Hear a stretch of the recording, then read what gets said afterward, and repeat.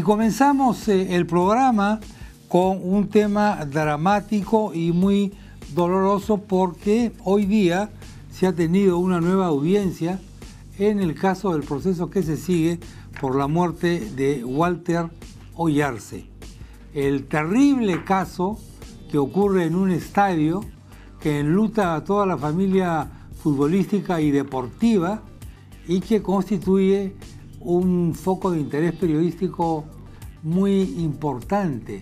De hecho, el estadio de la U fue suspendido durante un largo tiempo por este acontecimiento.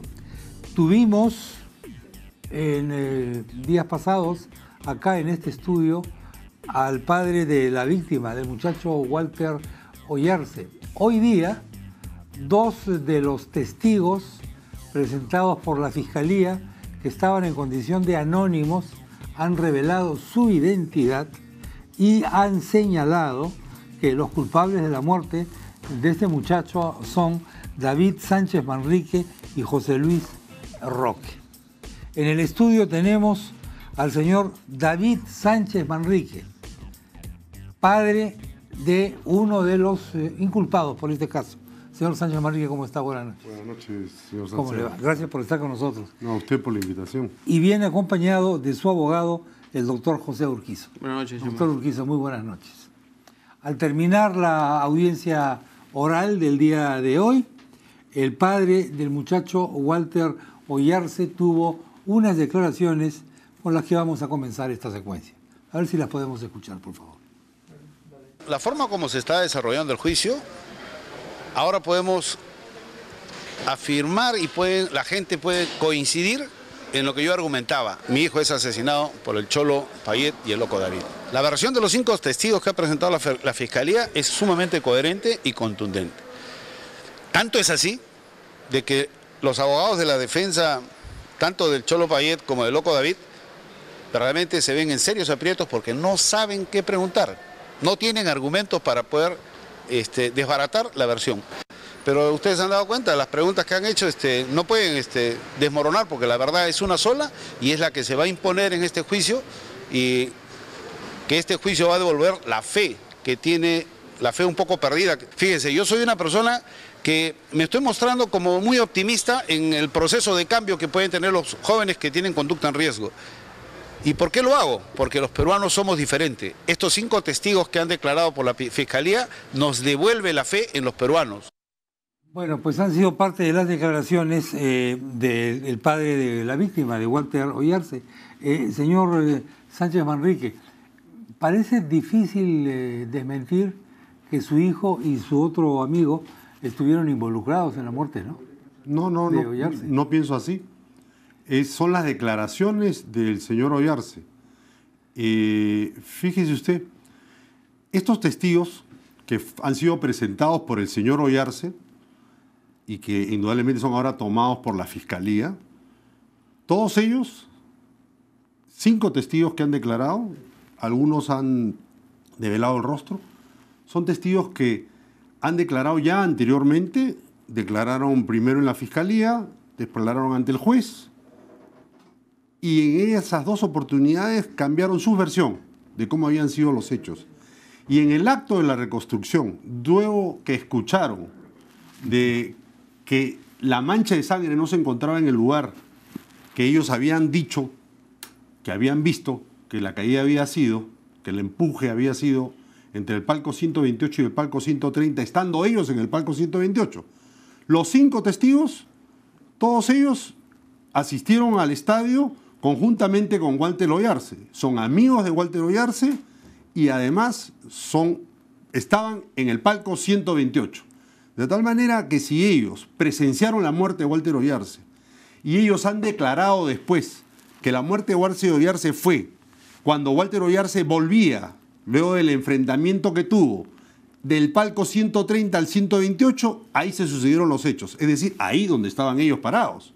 Sin embargo, ya en la reconstrucción vuelven a cambiar su declaración y dicen que ya no fue en el palco 130 con el 128, sino fue en el 132 con el 130. ¿Por qué? Porque en el acto de la reconstrucción participa el pseudo perito, le digo yo, que es el señor Baraybar, y le dice en el momento que el denominado negro Ampilio va a declarar dónde había sido, entre el palco 130 y el 128, le dice, no, la mancha de sangre está acá. Es decir, el señor Barayber, públicamente, en ese acto público que fue la reconstrucción, le cambia el parecer a la persona que estaba declarando, intentó cambiarle porque de todas maneras siguió declarando en esa forma. Ahora, todo esto lo escucharon estos testigos porque estaban en la suite del 128 claro, también, cosa que no debió permitirse. Pero sin embargo, todos cambian y dicen, no, ya no fue aquí, fue acá. ¿Por ¿no? qué? ¿Por qué? ¿Qué interés tendrían ellos en dar estas versiones? Bueno, mira, aquí hay varios intereses. Yo diría que principalmente hay un tema que hay una amistad de por medio y hay una especie de revancha. Hay una especie de actitud de que hay que echarle la culpa a alguien. ¿A quién? Al que se quedó, al que estuvo, al que avanzó, a ese. Y de por medio también hay lo que posteriormente recién averiguaron, era, no, el único que va a poder pagar una indemnización es David Sánchez Manrique. Entonces a David Sánchez Manrique lo tildamos de loco David Sánchez Manrique es el asesino, David Sánchez Manrique es el que conducía todo el grupo, David Sánchez Manrique es el que lo empuja con sus dos manos a Walter Oyarse. ¿Habría un móvil económico? Definitivamente pienso que sí. ¿Está usted convencido? Yo sí estoy convencido de eso. Doctor Urquizo, en la hipótesis suya, en la hipótesis de ustedes, ¿qué fue lo que ocurrió? Bueno, en primer lugar, vamos a ubicarnos. Estábamos en el 128, estaba Walter Oyarse, estaba bebiendo, habían llevado 6 botellas de licor, 3 de ron, 3 de whisky, y eso uno lo puede verificar a través de las fotografías. Entonces, después que acabó el partido, los testigos han dicho que escucharon lo que ellos denominan un bombazo, que habían roto un vidrio como 5 o 6 palcos más allá.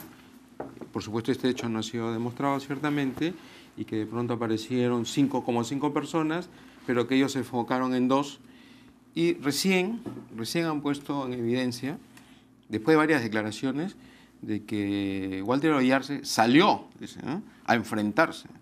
Ese es el verbo que han estado utilizando. Salió a enfrentarse. Y el motivo de salir a enfrentarse era que él iba a proteger a las mujeres y niños que estaban en el palco 130 y que finalmente se ha pasado al palco 132 y que después vio que no tenía tantas condiciones y retrocedió, y en ese momento fue empujado con las manos y que le levantaron el pie. Entonces, ese es todo el planteamiento que ellos han desarrollado. Pero entonces, si no fue empujado, bueno, ¿qué fue lo que pasó ahora, con él? Él estaba, efectivamente, cuando usted sostiene que él ha sido empujado, usted tiene que entrar en consideración los aspectos geográficos, la ubicación. Los testigos se han contradicho. Cuando, por ejemplo, algunos dicen que él estaba pisando el suelo. Si yo estoy pisando el suelo, tengo un soporte de 1,34 m. Si alguien me hace así, tendría que romper el vidrio de seguridad y recién podría caer. O sea, es físicamente imposible sostenerlo. Por ahí. Lo que ha ocurrido realmente es que él sí salió a enfrentarse por su propia decisión, ¿no? Entonces, él veía que por aquí estaban en la parte superior, él sí salió a enfrentarse y se subió en la parte superior del vidrio, que es la única explicación material para que una persona que ya está en la parte superior del vidrio pueda efectivamente caerse. Ese es el punto de referencia.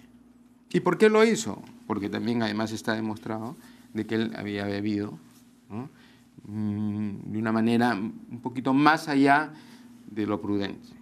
Y entonces ese tipo de actitud es la que se ve sintetizada en estos hechos. No hubo empujón, no hubo agresión, digamos. No hubo empujón como causa de la muerte. Bueno, cuando ellos tienen varias versiones. Dicen que hubo una pequeña gresca, que lo agarraron a puñetazos, ¿no?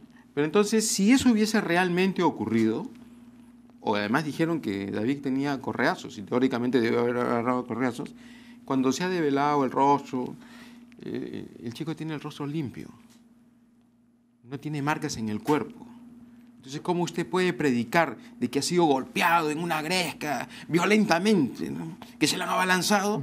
Y cuando se hacen los análisis, que no tiene nada que ver esta parte, por supuesto, porque eso lo hacen los médicos, los peritos, los especialistas, no pueden señalar de que efectivamente tenía golpes.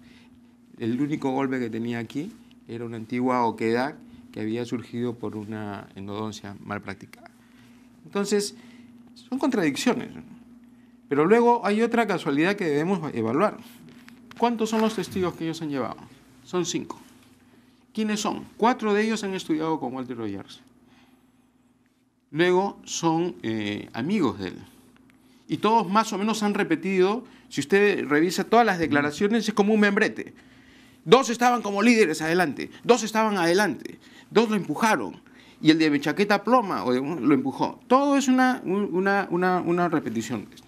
Entonces, ¿qué es lo que ocurre?